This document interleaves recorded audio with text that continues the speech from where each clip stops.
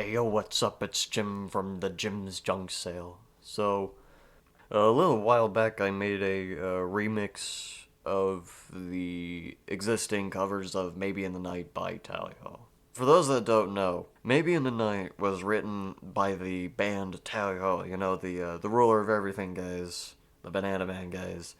They made a song back in 2007 called Maybe in the Night that is really good, by the way. But the thing is, they didn't like make any professional recordings or even like a rough demo. We only know that it exists because of a couple of recordings of them playing the song at their live shows. So, some people took it upon themselves to fix that mistake. And a little while back, I made a remix using a couple of those covers. But after a while, I realized the mixing was just awful. The bass just tried to destroy the eardrums for no reason. And the thing overall was just not great. But I still like the core concept that the remixes had. What if Maybe in the Night was originally recorded by Tally Hall for Good and Evil, because this was played during their live shows leading up to the recording of Good and Evil. From what I've seen, the bass tone that they have in the live recordings is pretty similar to the bass tone that they have for the other Good and Evil songs that they would eventually make, like And or You and Me. So I don't think it'd be too far off to say that if they did make a professional recording during the Tally Hall days, that it would sound kind of similar to Never Meant to Know, like a sort of mix between Out in the Twilight and Never Meant to Know. So I figured a good place to start over with that sort of concept would be to make a transcription of preferably the live recordings of Maybe in the Night, with the like meandering guitar solo near the end, which was a pain to transcribe, by the way. And I would apply some effects on some of the guitars and especially the bass to make it sound roughly like the one on Never Meant to Know. And I actually had a pretty good place to start, because there was this other guy that was making transcriptions of Tally Hall songs. They managed to make a pretty good recreation of the bass tone on songs like Never Meant to Know and. So, I asked them, hey, how'd you do it? They told me the process. And then I applied those effects onto the bass, applied somewhat similar effects onto the guitars and stuff, and it managed to turn out decently well. The drums and guitar solo, and also the electric keys, were kind of a pain in the ass to get down right. The electric keys on the song were extremely quiet, even in the covers. They're really, really hard to hear. They're barely audible. Then the drums, especially at the bridge, were kind of hard to get right. And the guitar solo, it took a very long time to get right because, like I said, it meanders. So trying to recreate that guitar solo to be roughly exact to the live recordings was going to be very, very difficult. So I'm not super confident in the way that I transcribed it.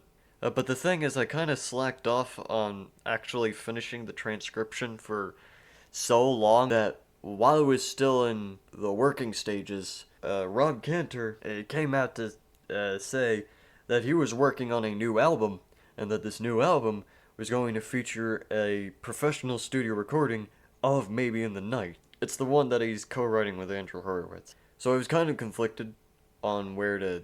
Because on the one hand, if I just made it and put it out there now, especially when it's gonna be advertised as as being more accurate to the live version, just didn't feel right. The studio version that they're going to make is probably going to change a lot of things, especially with the solo and all of that, the overall sound, because it's been almost 20 years. It's probably going to be exactly 20 years since they've first played it, when they actually do get the album out. But on the other hand, I didn't want to just give up and never, you know, and never finish it.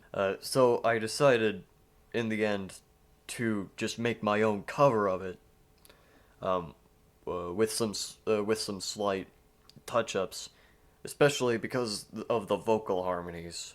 I cannot for the life of me figure out what exactly they're singing that harmonizes with Rob's vocals, but it's something, and I can't really hear it that well. So I just decided to make my own little vocal harmonies, and it turned out pretty alright, I'd say. So yeah, here's a cover. Hope you enjoy. The truck that he drives around is custom painted on the driver's side. He keeps it cleaner than clean, and pays a guy to wax the underparts. She eats her dinner in bed and watches local news to fall asleep. He's on the road for a week or two, but he calls at dinner time. Her truck got busted up good, a 3-car accident he didn't cause. And with the rig in the shop, he got a break he didn't ask for. They eat their dinner in bed and watch the local news to fall asleep. They got so good at the lonely parts, it was hard to start again. But maybe in the night, when he turns out the lights, everything is okay. Don't they hear alarms? She's folding up her arms and he's turning away. Learning days are done, the living has begun. She's getting sadder. Everything they have said, lying in the bed, it doesn't matter. The TV's broken again. There's static on the screen, and once he's back on the road, the house is getting clean. She leaves her dinner in bed to walk around the house and look for him, but he's nowhere to be seen. He must have snuck out while she was asleep. She didn't notice he went again, so she threw his dinner